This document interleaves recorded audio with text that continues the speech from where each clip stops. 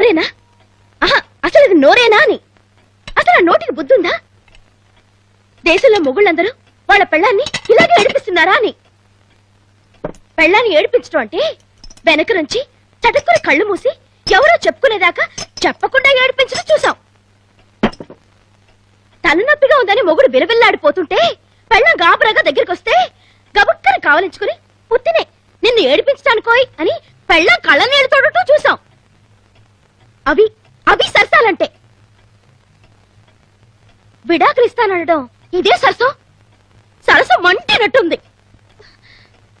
దోసకాయ పచ్చడి కలపరే, ఇష్టం కదా.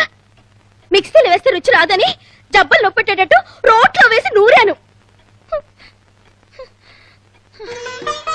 అన్నా, కాసింత కండపుష్టి గుండె గట్టి ఉండటం వల్ల అంత మాట అన్నా నేను తట్టుకున్నాను గాని అది ఏ అసలు